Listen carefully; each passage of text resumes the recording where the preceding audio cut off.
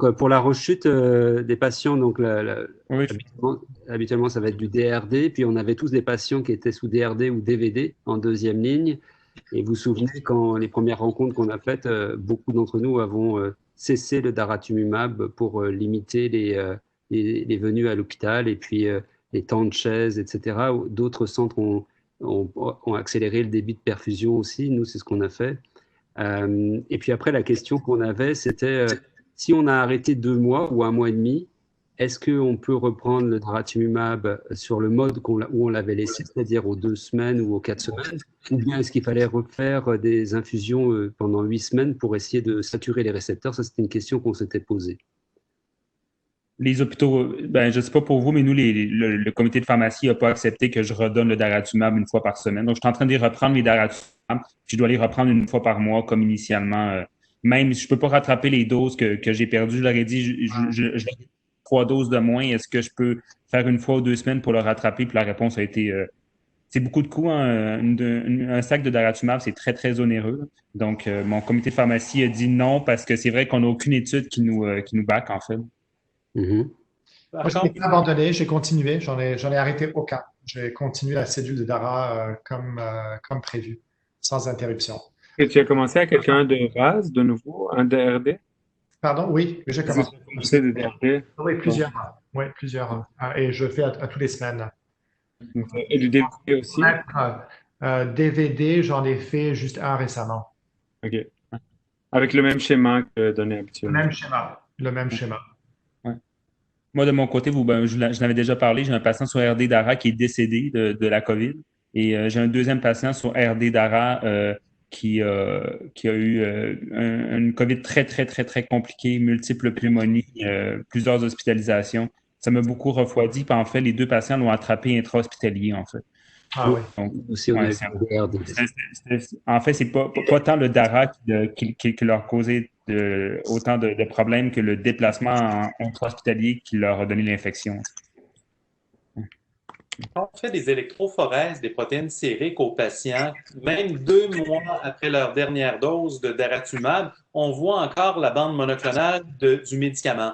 Donc, j'ai de la difficulté à justifier quand on arrête ou on fait une pause sur d'aussi courtes périodes, de justifier de reprendre des doses de charge pour soi-disant saturer les récepteurs. Ce qui fait en sorte que moi, j'en ai arrêté plusieurs, probablement 75% des gens qui étaient sous daratumab, j'ai cessé pour 1, 2, 3 mois les daratumab. Là, je suis en train de à peu près toutes les reprendre, sauf des patients où, donc, il y a des gens que j'ai laissés sous Revlimid décadron, auxquels, là, je reprends le daratumumab. Il y a des patients que j'ai carrément tout cessé. Ben, ces gens-là, je les observe, puis quand ils vont reprogresser, ben, je leur redonnerai ce traitement-là.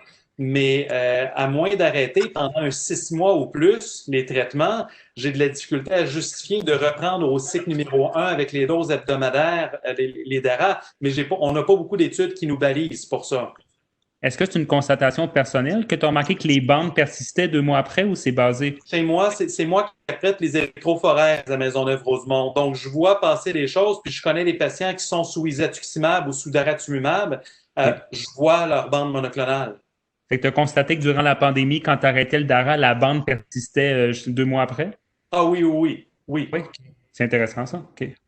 Tu la vois sur immunofixation seulement ou sur le gel? Parce que ça, en général, c'est les. Ben, nous, on fait un immunopenta, mais même sur le gel, juste l'électrophorèse, on voit la bande. Après un mois, c'est clair, clair, clair qu'on voit la bande, mais c'est sûr que la sensibilité est moins grande. Mais sur l'immunopenta, on voit mieux ressortir les choses. Puis à 2 mois, je peux vous dire qu'on voit encore une bande. Oui. OK. Mais ça, c'est encourageant de savoir qu'il reste encore du daratumumab. OK. Okay. Puis une question sur on n'a pas parlé beaucoup des patients, un peu comment les patients ont réagi lorsqu'on a arrêté des traitements ou comment ont vécu ça vos patients? Moi je me souviens de mes patients étaient très angoissés de l'arrêt des traitements ou bien d'attraper la maladie, etc. Est-ce qu'il y avait des réticences ou au contraire ils étaient contents d'arrêter, de se mettre un petit peu en repli? Personnellement, j'ai tous les sites tumoraux, hémato, maligne et onco. Et honnêtement, les patients qui étaient les plus stressés pour la gestion de leur maladie, c'était les patients de myélome multiple. Ouais. Probablement parce qu'il y avait beaucoup de visites à l'hôpital avant que les patients sous Dara, surtout en début de traitement, venaient toutes les semaines. Cyberdy venait toutes les semaines. Ils voyaient tous les médecins, voyaient tous les pharmaciens. Nous, dans notre hôpital, les pharmaciens étaient complètement isolés, donc ils n'ont vu personne. On voyait juste les patients qui étaient un peu malades. Les patients qui étaient sous thérapie orale, c'est pas la fin du monde, c'est resté un peu pareil, mais en même temps, leur seul lien à l'hôpital, c'était de venir voir le médecin. Donc, à part ça, faire des appels téléphoniques, c'est devenu tellement stressant pour tout le monde. La majorité des appels téléphoniques, on recevait beaucoup d'appels téléphoniques de tous les patients qui ont un myélome multiple. Et on a parlé de ça là, avec mes collègues aussi, c'est que la population qui a vraiment été la plus difficile à gérer en termes d'anxiété et qui a nécessité plus d'intervention, c'est en grande partie les patients qui ont un myélome multiple. Maintenant, mon explication, c'était ça, c'était que ces patients dépendaient vraiment de plusieurs visites à l'hôpital et parce que quand même, il allait relativement bien. Je pense aussi que ce sont des patients qui vont relativement bien. Ils savent qu'ils en ont pour pas mal d'années, le plus souvent, et ils savent qu'ils sont fortement immunodéprimés parce qu'ils ont beaucoup de corticoïdes sur le long terme. Ils savent qu'ils sont à risque. Donc, et là, il y a comme une rupture, une cassure dans leur prise en charge.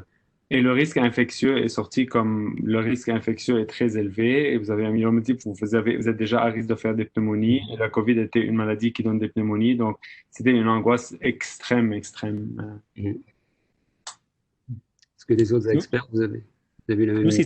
c'est surtout les laboratoires. Je ne sais pas pour vous, mais nous, les patients, faire des laboratoires à l'extérieur, ça a été d'une complexité ingérable. Prendre des rendez-vous sur Clic Santé pour prendre faire des prises de sang dans les CLSC, il y avait des fois près d'1 mois d'attente. Les patients ils étaient très angoissés par le fait de ne pas avoir de laboratoire. Je ne sais pas comment c'est à l'extérieur de Montréal, mais avoir des prises de sang à Montréal, à l'extérieur de l'hôpital, c'était compliqué. Là.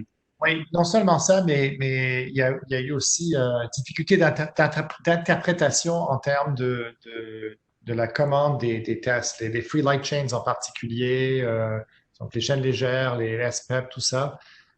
Certains centres, donc le CLSC doit faire la prise, mais va l'envoyer à l'hôpital pour faire le test. Et certains centres refusent les chaînes légères qui ne sont pas commandées par des hématologues de leur centre. J'ai eu plusieurs refus. Et ça, c'est assez. Oui. On a vu de tout. J'ai vu de tout, des centres, sans nommer de nom, électrophorèse effectuée à l'intérieur de la dernière année, non réeffectuée.